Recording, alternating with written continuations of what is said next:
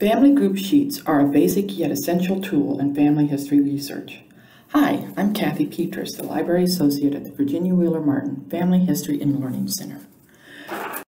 We are exploring family group sheets.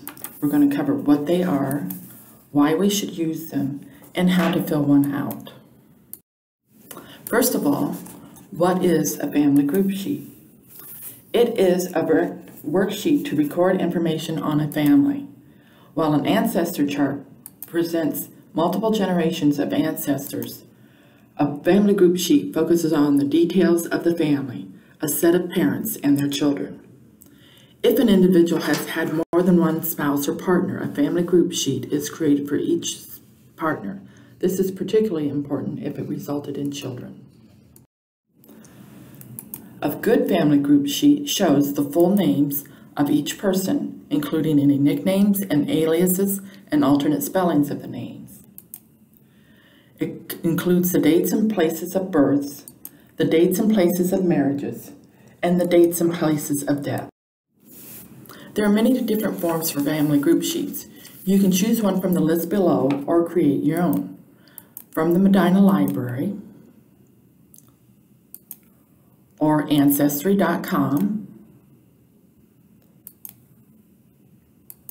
or from the National Archives.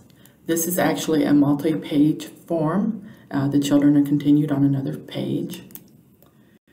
And from the National Genealogical Society. Also, family group sheets are a part of most major genealogy programs, including the online Ancestry family tree. You'll notice that in this one that the couple's parents are listed above their names, and it includes places for thumbnails of images. This is Family Tree Maker's page, and again it includes thumbnail pictures. And Roots Magic, another popular program. No pictures on this one, but very concise and orderly. Just why is a family group sheet important? Like the ancestor chart, it quickly identifies what information is missing in each individual.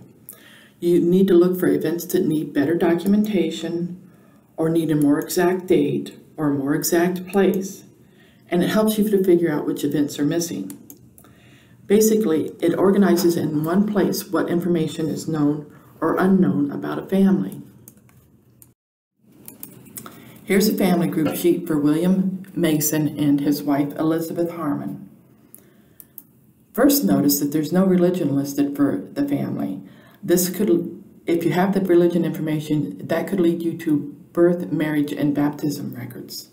Also, there's no military service for William.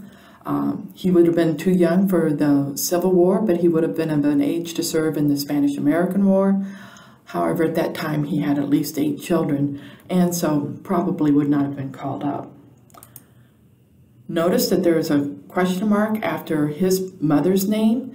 This because this name only shows up in the death record of one of their children, and in nowhere else because a marriage record has not been found for this couple.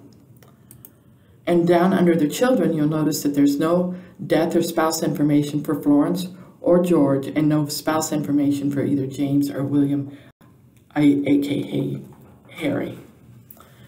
That means more information needs to be found for these folks. So, family group sheet will help you correlate and analyze the information. And a well-sourced family group sheet bristles with clues to help you find further sources. And while filling in the family group sheet, you have to examine your source again, potentially discovering overlooked information.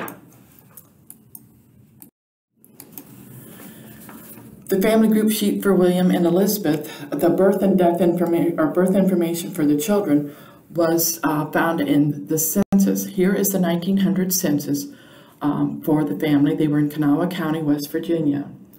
Notice that Florence and George are with the family here. Here's the 1910 census that shows that Florence and George are no longer with the family. Both would have been old enough to have married and moved out. But wait, the census also tells us that Elizabeth has had 9 children, 6 of whom are still living. So Florence and George have died in that 10-year time period. Now we need to look for their death records. Uh-oh, we only have 8 children listed for the family, whereas Elizabeth says she has had 9 children. Looking again at the 1900 census, we see that in this census, Elizabeth had listed that she's had 9 children, 8 of whom are still alive. Sometime between 1880, the first census that this family is listed in, and 1900, the couple had another unidentified child who was born and died. We need to look for that information, and that will give us a more complete picture of this family group. A family group sheet can also be used to gather new information at family gatherings. It helps you build up more clues to help when you eventually come to the harder to document events like birth and death and marriage records that aren't recorded in the earlier time periods. And you can make them even more useful by citing the sources that document these events in the lives of families. When you're filling in a family group sheet, you use a pencil to fill in the information so that it can be corrected if needed. Last names are listed in all caps. This makes it easier to find the family that you're looking for. Women are always listed under their maiden names, and for fields listed as birth, marriage, and death, fill in the date. Speaking of dates, dates are entered day, month, year. Never use an all-numerical date form. The format would be 11 January 1999, not 1/11/99. Most people eventually have data that comes from other countries, and those other countries list dates differently than we do in the US. And you always want to use 4 digits for the years because you will be working in multiple centuries. In the example above, that could also stand for 1899 or 1799, and if you're really lucky, even 1699. Places are listed as city or township, county, state, and country. For an example, Seville, Guilford Township, Medina County, Ohio, USA. Use standard abbreviations for states, months, and everything, or provide a key for what abbreviations you do use. In the children's section, you do not need to repeat the surname. You will be creating a family group record for each couple on your ancestor chart. And for a person who married more than once or had multiple partners, make another family group record for each additional marriage or partnership, especially if it resulted in children. Here's the family group sheet for Lunas Johnson and Stella Bell Berry, who married in 1918 in Gallia County, Ohio. Notice the names that are underlined in purple. These are other partners for both of these individuals. Not all of these were official marriages, but they did result in children, so you would want to create a family group sheet for each of them. So here is Lunas with Della, and this was a marriage, and it did result in a child. And here is Stella Bell Berry and Harry Gibson. Notice there's no marriage information in this record. That's because this couple was not married, and it did produce a child, Nellie Mae, down below. You may be wondering why Nellie Mae's last name is Johnson. At the time of her birth, Stella was still married to Lunas Johnson, and so his name appears on her birth records. But it was a well-known fact among everybody in the family that Lunas was not her father because the couple was not together any longer. And here's Della's family group record with her first husband, Lawrence Dowdy.